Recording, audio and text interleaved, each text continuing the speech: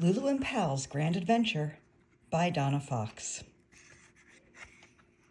Once upon a time, in a quaint village nestled between rolling hills and a sparkling river, there lived a 7-year-old girl named Lulu. Lulu had a heart full of colors and dreams. She adored creating art and playing with her fluffy dog, Pal. One sunny morning, she gazed out her window and felt a flutter of excitement. "Today is the day for a grand adventure, Pal," she declared. Stepping outside, Lulu took a deep breath of fresh morning air. "I wonder what we'll discover today," she mused. "Maybe a hidden waterfall or a secret garden." Pal barked in agreement, his eyes shining with anticipation. Before setting off, Lulu pulled on her favorite pair of purple boots. They were a bit worn, but perfect for exploring. "These boots have taken me on many adventures, and they're ready for more," she smiled. She laced them up tightly, making sure they were snug. As they walked down the winding path, Lulu spotted an exotic flower she'd never seen before. Its petals shimmered like a rainbow in the sunlight. "Look, Pal, isn't it beautiful?" she exclaimed. She carefully picked one to press in her sketchbook. They continued until they reached a hill overlooking the village. From her binoculars, Lulu could see people bustling about like tiny ants. "The world looks so big from up here," she whispered. "Let's make a real trek into the unknown," Lulu decided. She imagined herself as a brave explorer charting new lands. Together, they ventured into the forest, the trees whispering secrets as they passed. They came upon a large toppled tree that was blocking the path.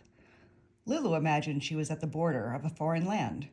Reaching into her pocket, Lulu pulled out an old pretend passport she'd made from cardboard. "With this, we can travel anywhere," she giggled. She stamped it with a leaf, marking their passage.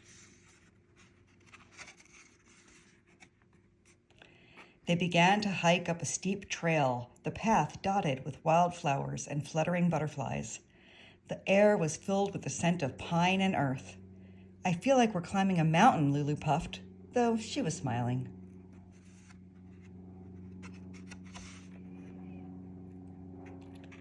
The warm sun filtered through the canopy of leaves, casting dappled shadows on the ground. "It's like we're walking through a painting," she marveled. She paused to capture the scene in her sketchbook. Deeper into the woods, they met a wise nomadic tortoise, slowly making his way across the path. "Hello, Mr. Tortoise. Where are you headed?" Lulu asked. "Everywhere and nowhere," he replied, with a slow blink, continuing on his journey. After hours of exploring, Lulu's stomach rumbled. "Time for snacks," she announced. They found a cozy spot beside a babbling brook, where she shared her peanut butter sandwiches with Pal. The sound of water was music to their ears. Feeling refreshed, they ventured into a remote part of the forest where the trees grew taller and sounds of the village faded away. "It's so peaceful here," Lulu whispered. Even Pal seemed to tread softly.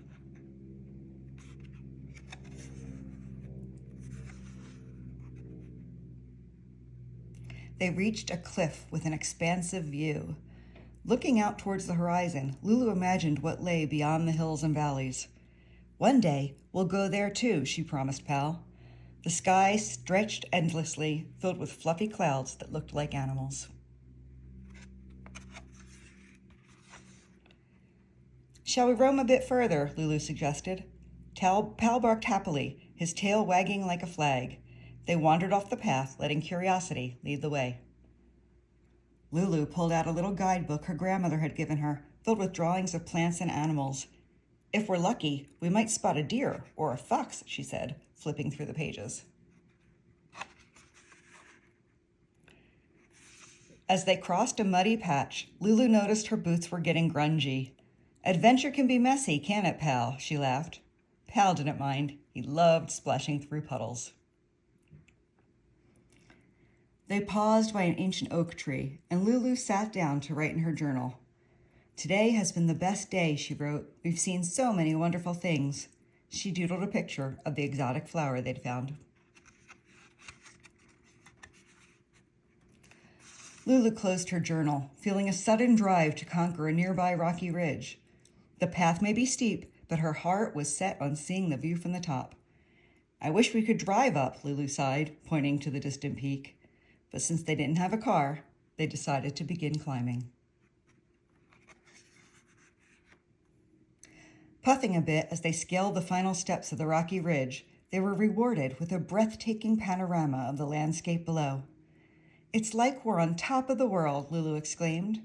The wind tousled her hair as she gazed out over the lands.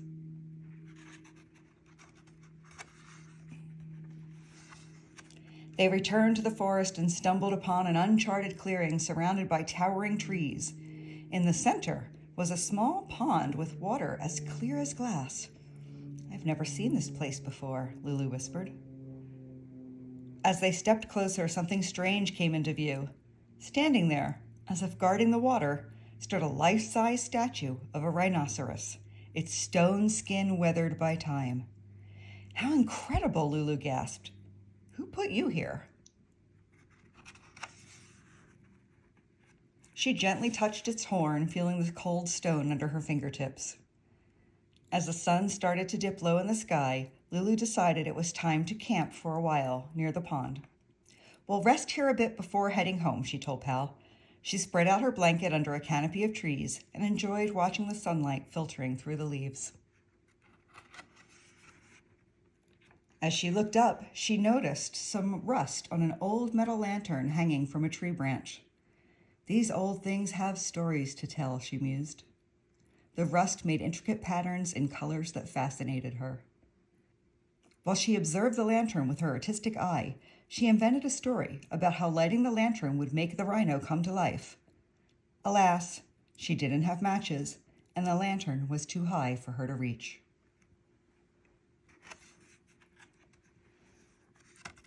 This feels like a real expedition, Lulu said, her eyes sparkling as she drew a map. We're explorers charting unknown territories. Pal snuggled up beside her, happy to be part of the adventure.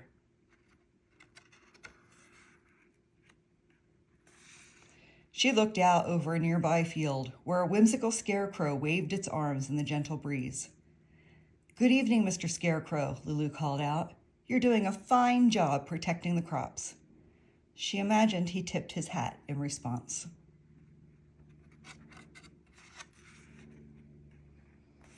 She took out her little camera, a gift from her parents, and snapped pictures of the scarecrow, the rhinoceros statue, and the rusty lantern. These will make perfect references for my paintings, she smiled.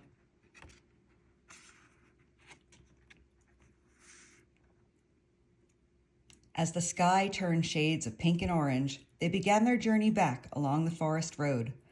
The path looked different in the twilight, and she wasn't sure she was headed in the right direction. With you by my side, Pal, we'll be fine, she said, with a little more confidence than she felt. But as they traveled further, the trees seemed to grow taller, with shadows that twisted into jumbo monsters blocking their path. Lulu's heart raced. This didn't seem like the right way at all. Pal, we're lost, she said nervously. Can you get us home? Home, Pal, home, she urged. Pal barked proudly and sprung into action, his nose sniffing for familiar scents to guide them. He led them away from the scary trees and through the woods expertly. You're such a good navigator, Pal, Lulu praised, with a pat on Pal's head as they emerged from the forest safely. She took a deep breath and felt more calm.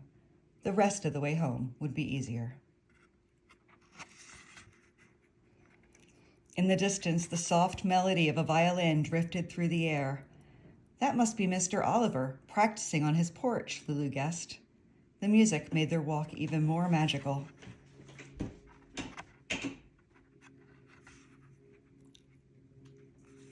Finally, the old stone bridge came into view, a familiar landmark that signaled they were close to home. We did it, Pal! We had our grand adventure, Lulu cheered, skipping across the bridge.